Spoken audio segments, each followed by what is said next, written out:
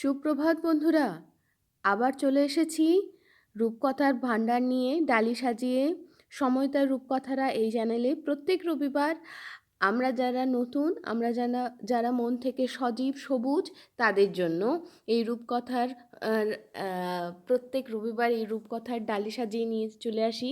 ডালিতে বিভিন্ন দেশের বিভিন্ন মহাদেশের রূপকথারা তো জায়গা করে নিয়েছে, কিন্তু আজ এই ফার্স্ট এই যে গুগল সার্চটা, এখানে এই সার্চটা দেখে হয়তো সকলেরই মনে হচ্ছে যে কি ব্যাপার হলো, সবুজ এবং একটা সবুজ মহাদেশ।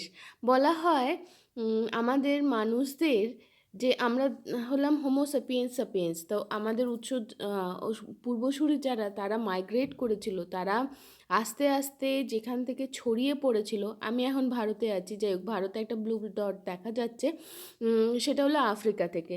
বিভিন্ন মত আছে, অনেকে বলে যে মানুষদের এই যে জাতিগোষ্ঠী হোমো সাপিয়েন্স, তারা অন্যান্য এই প্রজাতির এপেদের সাথে লড়াই করে, এদের সাথে লড়াই করে আজ তারা বেঁচেছে এবং তারা বিবর্তিত হয়ে আজ এখানে পৌঁছেছে। কিন্তু সেই বিবর্তনটা শুরু হয়েছিল বা উৎসটা হলো আফ্রিকার। অনেকে মনে করেন বিভিন্ন জায়গা থেকে উৎস, অনেকে মনে করেন আফ্রিকা।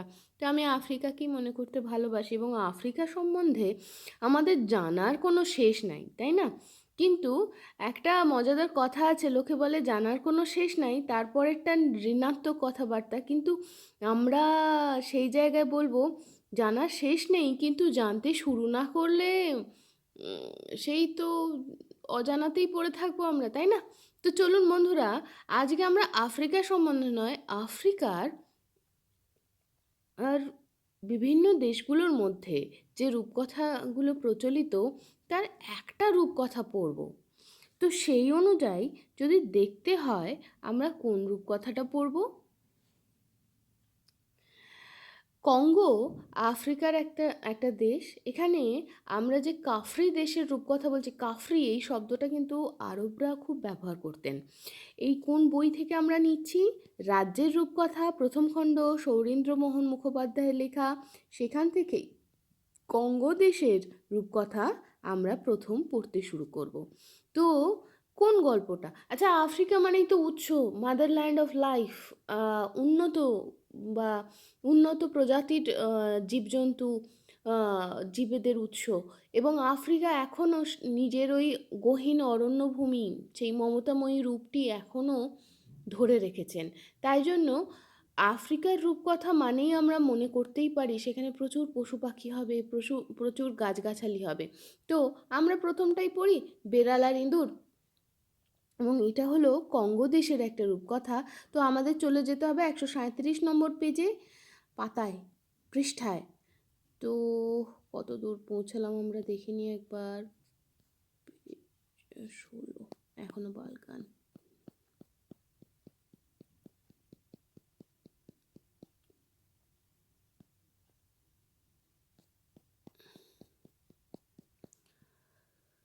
তো বন্ধুরা,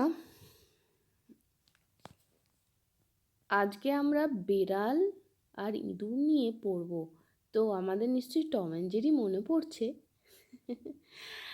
আপনাদের সবচেয়ে পছন্দের কার্টুন চরিত্র কি? আমার তো টম অ্যান্ড জেরি। আর তার আগেও যদি বলি, এই চলে এসেছি আমরা বাঁটুল দি গ্রেট। তবে এখন তার সম্বন্ধে নয়, এখন আমরা কাফরি দেশের রূপকথার প্রথম রূপকথার গল্পটি পড়ব, বেড়াল আর ইঁদুর। এক বেড়াল আর এক ইঁদুর বনে থাকে। দুজনে খুব ভালো, দুজনের মনে মনে ভারী মিল, ঝগড়া নেই, ঝাঁটি নেই। বিড়াল গাছ থেকে পাখি ধরে খায় আর ইঁদুর খায় চীনাবাদাম আর কফির ফুল ফল মূল। একদিন ইঁদুর বললে বেড়ালকে, রোজ রোজ এক জায়গায় এমন করে থাকতে আর ভালো লাগছে না দাদা, চলো ওপারে ওই গাঁ, ওখানে আছে লোকালয়, সেই লোকালয়ে গিয়ে আমরা থাকি। তোমাকে তাহলে আর এমন করে গাছে চড়ে চড়ে পাখি ধরতে হবে না, আমাকেও ফলমূল খুঁজে মরতে হবে না। লোকালয়ের হেসেলে তুমি পাবে তৈরি রকমারি খাবার, আর ভাঁড়ারে আমি পাবো চাল ডাল ফল ফুলুরি অঢেল। শুনে বেড়াল বললে, মন্দ বলনি, ইঁদুর ভাই, কিন্তু মাঝখানে 20 ক্রোশ নদী, ও নদী পার হব কি করে? ইঁদুর বললে, কেন? নৌকো তৈরি করে সেই নৌকায় চড়ে পার হব। বেড়াল বললে, "বাহ, তাহলে এসো, নৌকো তৈরি করি আগে।" ইঁদুর তখনই কচি দেখে দেখে এক খেজুর গাছ কেটে আনলো, দাঁত দিয়ে তৈরি করলো কুড়ে কুড়ে দাঁত দাঁত দিয়ে ভিতরগুলো কুড়ে কুড়ে কেটে তৈরি করলো মস্ত খোল। এমন খোল যে তার মধ্যে দুজনে আরামে শুতে বসতে পারে। বেড়াল নখ দিয়ে আঁচড়ে আঁচড়ে বাইরের দিকটার কাঁটা খোঁচাগুলো চেঁচে দিব্যি সমান করে ফেললো। তারপর বড় দুটো ডাল নিয়ে দুখানা দাঁড় তৈরি করলো। সব তৈরি হলে নদীতে নৌকো এনে তার খোলে দুজনে বসে নৌকাখানা দিলে জলে ভাসিয়ে। নৌকো ভেসে চলল। ওপারে কালো রেখার মতো গাঁ, সেই গাঁয়ের দিকে নৌকা চলল। বেড়াল দাঁড় টানছে, ইঁদুর ধরেছে হাল। বাতাসে ঢেউয়ে নৌকো দিব্যি ভেসে চলেছে। 20 ক্রোশ চওড়া নদী, তার ওপারে গাঁ। সেই গাঁয়ে পৌঁছনো চারটিখানি কথা। একদিন গেল, দুদিন গেল, 3 দিন গেল, তবু এখনো ওপার দেখাচ্ছে ধোঁয়ার মতো কালো আবছা পানা। এদিকে নৌকোয় খাবার যা ছিল কদিনে ফুরিয়ে গেল। তারপর উপোস। জলের অথই বুকে জল ছাড়া আর কিছু মেলে না। সে জলও তেমনি লোনা, খাবে কি? খেলেই ওয়াক। দাঁড় টানার মেহনত আর উপরে উপোস। বেড়াল নেতিয়ে পড়ল, বললে, বড্ড খিদে পেয়েছে ইঁদুর ভাই, বড্ড খিদে, খিদের জ্বালাতেই মরে যাব। এই কথা বলে দাঁড় ফেলে থাবা গুটিয়ে থাবায় মাথা গুঁজে বেড়াল শুয়ে পড়ল নৌকার খোলে। ইঁদুরেরও সেই দশা, হাল রেখে সেও পেটে পা চেপে শুয়ে রইল। বলল, সত্যি বড্ড খিদে বেড়াল দাদা, বড্ড খিদে। নৌকো চলেছে ভেসে ঢেউয়ে ঢেউয়ে, কবে ওপারে লাগবে কে জানে। বাতাসের ছোঁয়ায় মাঝে মাঝে এক একটা ঢেউ উঠে নৌকা দোলে। বেড়াল চোখ মেলে চায়, বলে, খিদে, কি খিদে রে বাবা। 5 দিনের দিন বেড়াল ঝিমিয়ে পড়ল। চোখে খালি ঘুম আর ঘুম। খিদে পেট করছে চুঁই চুঁই। নাড়িগুলো ধরে কে যেন দড়ির মতো পাকাচ্ছে। নড়বার সামর্থ্য নেই। কোনো মতে মিহি গলায় চিঁচি করে বেড়াল বললে, খিদের জ্বালায় মলুম ইঁদুর ভাই, খিদের জ্বালায় মলুম। ইঁদুর ইঁদুর দশা, মুখে সে কিছু বলে না, চুপচাপ পড়ে আছে। ঝিমুতে ঝিমুতে বেড়াল শেষে ঘুমিয়ে পড়ল। ইঁদুরের মনে হলো, আরে মিথ্যা, আমি খিদের জ্বালায় মরছি। খেজুর গাছের যে গুঁড়িতে নৌকা তৈরি করেছি তার খোল এখনো শুকোয়নি, শাঁস আছে, রস আছে, কুড়ে কুড়ে খাওয়া চলে তো। বাহ! এই কথা যেমন মনে হওয়া, ইঁদুর কুটকুট কুটকুট করে দাঁত দিয়ে কুড়ে কুড়ে খোল থেকে শাঁস বের করে খুলে খেতে লাগলো। কুটকুট শব্দে বেড়ালের ঘুম ভাঙে। খোলা চোখে বেড়াল বলে, কিসের শব্দ ইঁদুর ভাই? ইঁদুর চোখ বুজে কাঠ হয়ে পড়ে থাকে, সাড়া দেয় না, যেন গভীর ঘুমে আচ্ছন্ন। বেড়াল খোলা চোখে দেখে ইঁদুর ঘুমোচ্ছে। ও শব্দ তাহলে, বেড়াল ভাবলো, তাহলে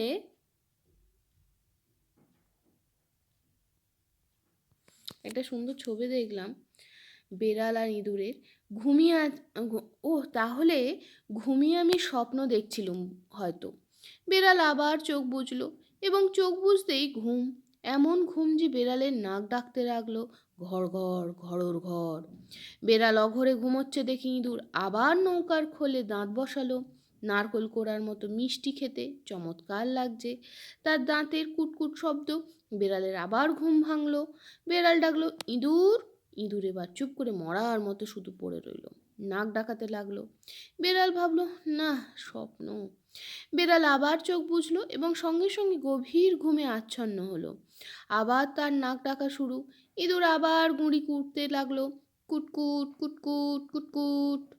এবারে এমন করে কুড়লো যে নদীর তলায় হলো ফুটো, আর সেই ফুটো দিয়ে নৌকোর খোলে জল ঢুকলো। দেখি ইঁদুরের চক্ষু স্থির, কিন্তু না, ভয় কি, ডাঙার বেশি দূরে নয়। খোলের জল বেড়ালের গায়ে লাগলো ছ্যাঁক করে। বেড়াল ভিজে যাব, তার ঘুম গেল ভেঙে। বেড়াল লাফিয়ে উঠলো, বললে, জল আসে কোথা থেকে রে ইঁদুর? শুনে ইঁদুর যেন চমকে উঠল, বলল, জল? তার মানে? আর বেড়ালকে বলতে হলো না। দু চোখ মেলে বেড়াল যা দেখলো, নৌকোর খোল অর্ধেকটা ভরে গেছে জলে, জলের উপর ভাসছে খেজুর কাঠের গুঁড়ো আর ইঁদুরের ঠোঁটে কোড়া শাঁস। ইঁদুর বসে আছে যেন চোর। বেড়াল বুঝলো ইঁদুরের কীর্তি, বললে, বটে রে হতভাগা, এমনি করে ডুবিয়ে মারবি? তার আগে তোকে আমি, বলেই ইঁদুরের কানটা বেড়াল চেপে ধরল। নৌকোর খোল জলে টইটুম্বুর, সে জলে দুজনের লড়াই চলছে। ইঁদুর বললে, আহা আহা, করো কি দাদা, এই জল ভরা নৌকোয় হুড়োহুড়ি করলে নৌকো এক্ষুনি ডুববে। ডাঙায় এসে পড়েছি, একটু সবুর করো, যা করবার করো, আগে ডাঙায় নাবি। কোনো মতে ডুবন্ত নৌকাখানা ঢেউয়ে ঢেউয়ে ভেসে ডাঙার গায়ে এসে লাগলো। যেমন লাগা দুজনে লাফ দিয়ে ডাঙায় নামলো, সঙ্গে সঙ্গে নৌকাখানা গেল টুপ করে ডুবে। ডাঙায় নেমে ইঁদুর পালাবে ঠিক করেছিল, কিন্তু জলে ভিজে দেহ একেবারে ঢিপচি ভারী, ছোটবার সাধ্য নেই। বেড়াল ছাড়লো না, ঝাঁপ দিয়ে ধরলো তার ঘাড়খানা চেপে, বললে, তোকে আমি খাবো না, কিছুতেই ছাড়বো না। বললে, তোকে আমি খাবো না, কিছুতেই ছাড়বো না।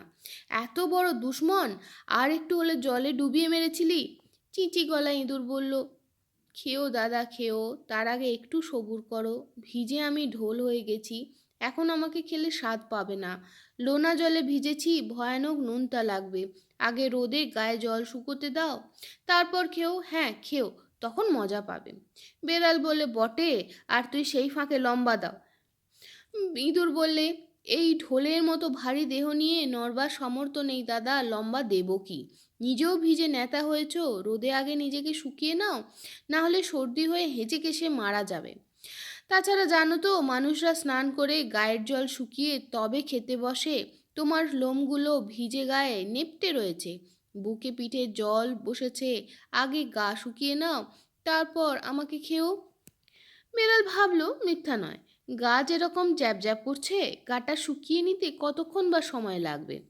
এই যে বেড়ালটা বেশ দিব্যি এই গা শুকোবার জন্য আবার তেড়ে তেড়ে দেখছেও ইঁদুরের দিকে। দুজনে রোদে শুয়ে পড়লো। ইঁদুরের এতটুকু দেহ, তাছাড়া গায়ে বেড়ালের মতো অমন লোম নেই, তার গা চট করে শুকোলো। বেড়াল এপাশ ফিরে ওপাশ ফিরে ভিজে লোমগুলো শুকিয়ে নিলে, তারপর ভাবলো স্নানটা যখন হয়ে গেল, তখন লোমগুলো একবার ব্রাশ করে নিই। নখ দিয়ে কুড়ে কুড়ে বেড়াল নিবিষ্ট মনে গায়ের লোম ব্রাশ করতে লাগলো। সেই ফাঁকে ইঁদুর করেছে কি, কুটুস কুটুস মাটি খুঁড়ে এক গর্ত তৈরি করেছে, এমন গর্ত যে বেশ সহজে তার মধ্যে ঢুকে যেতে পারে। লোম ব্রাশ করে বেড়াল ফিরল ইঁদুরের দিকে, বললে, এইবার কেমন? হ্যাঁ খাও আমাকে, বলে ইঁদুর শোঁ করে সেই গর্তের মধ্যে গেল। সে দিয়ে গর্তের মুখ দিয়ে বেরালো হুমড়ি খেয়ে পড়লো, কিন্তু সে গর্তে তার ল্যাজ ঢোকে না, সে সেঁধুবে কি করে? গর্তে ঢুকে ভিতর থেকে ইঁদুর বললে, খাসা জায়গা বেড়ালদা, এসো, নিশ্চিন্তে বসে আমায় খেতে পারবে এখানে। কথাটা বলে ইঁদুর হো হো করে হাসলো। সে হাসির আওয়াজ বেড়ালের কানে বাজলো বাজের আওয়াজের মতো। বেড়াল বললে, আচ্ছা থাকো, কতক্ষণ থাকবে ও গর্তে? আমি এই গর্তের মুখে থাবা উঁচিয়ে বসে রইলুম, যেমন বেরোবে অমনি ধরবো। 2-1 মাস থাকতে হয় যদি থাকবো, এখান থেকে এক পা নড়বো না। না যদি বেরো, না খেয়ে শুকিয়ে ওই গর্তে পচে মরবে, তাতেও আমার সুখ। বেড়াল বসে রইল ওঁত পেতে, গর্তর মুখে চোখ রেখে। ইঁদুর গর্তর ভিতরে ভিতরে লম্বা সুড়ঙ্গ কেটে চলল, নদীর দিকে খানিকটা কেটে আবার উপর দিকে মাটি কাটতে লাগলো। কেটে কেটে ওদিকে গর্তর মুখ বার করলে একটা গাছের পাশে। সে মুখে বেরিয়েই ইঁদুর দে দৌড় একেবারে গাঁয়ের দিকে। বেড়াল টেরও পেল না সে বসে আছে সেই গর্তের মুখে, নজর রেখে নিঃশব্দে, ইঁদুরের জন্য ওত পেতে থাবা উঁচিয়ে। সেই থেকেই বেড়ালে আর ইঁদুরে ভাব গেছে চটে। ইঁদুর দেখলো বেড়াল ঝাঁপ দিয়ে তাকে ধরবেই, বেড়ালের ঘুমও হয়েছে তারপর থেকে, এমন যে খুট করে শব্দ হলো কি ইঁদুরের গন্ধ নাকে লাগলো, তার ঘুম যায় ভেঙে। আর ইঁদুরও হয়েছে ভয়ানক হুঁশিয়ার, যে বাড়িতে বেড়াল থাকে সে বাড়ির ভাঁড়ারে বা নর্দমায় কি সে বাড়ির চৌকাঠ মারায় না ইঁদুর। তো বন্ধুরা, এইভাবেই বেড়াল আর ইঁদুরের যে বন্ধুত্ব, সেই বন্ধুত্বটা গেল মাটি হয়ে। কিন্তু আমরা জানতে পারলাম কিভাবে তারা এখন একে অপরের থেকে পালিয়ে বাঁচে। এই যে গল্প, আফ্রিকার গল্প, আফ্রিকার কঙ্গো উপত্যকার গল্প, এই প্রথম আমরা এমন কোনো রূপকথার গল্প পড়লাম বন্ধুরা, যে রূপকথার গল্পে প্রকৃতি কিভাবে বিহেভ করে, মানে কিভাবে প্রকৃতির বিভিন্ন জীবজন্তুরা একে অপরের সঙ্গে মানে এদের দুজনের মধ্যে প্রাকৃতিকগতভাবে তো খাদ্যের সম্পর্ক না, কিন্তু তারপরেও দেখো কি সুন্দর একটা গল্পের ছলে আগে বন্ধু ছিল, তারপরে সেখান থেকে একটা হঠকারিতার জন্য বন্ধুত্ব ভেঙে গেছে, এখন সেটা আজীবন ধরে চলেছে একটা শত্রুতা। এই সমস্ত জিনিসগুলো আমাদের শেখায়। এই সমস্ত জিনিসগুলো দিয়ে রূপকথার ছলে আমাদেরকে এই শিক্ষাই দেয় যে বন্ধুত্বকে রাখতে গেলে কিন্তু অনেক কষ্ট স্বীকার করতে হয়। এটা কিন্তু বন্ধুত্বের জন্য নয় ছোট্ট বন্ধুরা, এটা কিন্তু সকলের জন্য। কোনো একটা সম্পর্ক বা কোনো একটা কাজ সে যাই হোক, সেটাকে কিন্তু সঠিকভাবে বজায় রাখতে গেলে অনেক কৃচ্ছ সাধন করতে হয়, অনেক মানে সততার সঙ্গে, নিজের বিবেক বোধের সঙ্গে অনেক দূরে অনেক কষ্ট নিয়ে এগিয়ে যেতে হয়। তবেই একটা সম্পর্ক বা একটা, সে যার সঙ্গেই সম্পর্ক হোক, মানুষে বা মানুষে অন্য প্রাণীতে বা একটা কোনো কাজের সম্পর্ক বা একটা কোনো কাজের সঙ্গে সেই যে সখ্যতা বা সেই যে সম্পর্ক, সেটা কিন্তু তখনই মেনটেন্ড হয়, তখনই থাকে সুন্দরভাবে যখন তার প্রতি আমরা দায়বদ্ধ দায়বদ্ধ থাকি সততার সঙ্গে এবং ভালোবাসার সাথে। তো বন্ধুরা, আজ এই পর্যন্তই। আবার ফিরে আসবো এরকমই একটা কোনো ছোট্ট মজার রূপকথা নিয়ে। এর পরের বার ভাবছি অনেক দিন তো জাপানে যাওয়া হয়নি, একবার জাপানে যাব আমরা। তো আগামী সপ্তাহ পর্যন্ত আমার সময়টার রূপকথারা এই চ্যানেলের সঙ্গে থাকুন। ভালো লাগলে লাইক করুন, শেয়ার করুন, কমেন্ট করে জানাতে পারেন কোনভাবে আরও এটাকে উন্নত করা যায়, আরও বেশি পরিণত মনস্ক করা যায় আপনাদের। এবং যদি ভালো লাগে তো আমার চ্যানেল যদি সাবস্ক্রাইব করেন তো ভালো, আমার জন্য মানে আমার এগিয়ে চলার জন্য অনেক আমাকে উৎসাহিত করবে। এবং ডেলি হান্টের যারাই আমার শ্রোতারা রয়েছেন, যে সমস্ত বাচ্চা শ্রোতারা রয়েছেন, ছোট্ট মানুষেরা রয়েছেন, তাদের সবাইকে স্বাগত রবিবারের এই আসরে। আশা করব অন্যান্য দিনে আপনারা গল্প শুনতে, কল্পনা করতে এবং সৎ থাকতে ভুলবেন না। তো আজ এই অবধি, টাটা।